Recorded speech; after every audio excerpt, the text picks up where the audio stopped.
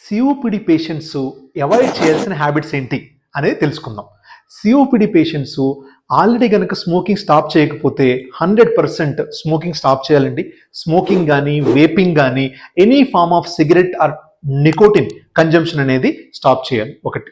Second, strong fumes కానీ smells కానీ cold exposure కానీ అవాయిడ్ చేయాలి, కంప్లీట్గా అవాయిడ్ చేయాలి.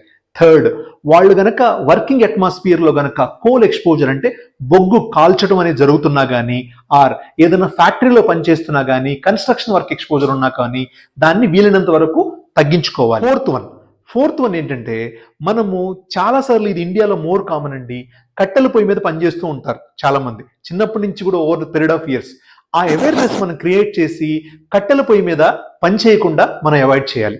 సో ఇలాగ 4 కనుక హెల్దీ హ్యాబిట్స్ ఫాలో అయితే గనక మీరు సిఓపిడిని అవాయిడ్ చేయొచ్చు ఆర్ ఆల్రెడీ వచ్చిన తర్వాత కూడా మీకు ఫర్దర్ డ్యామేజ్ని ప్రివెంట్ చేసుకోవచ్చు.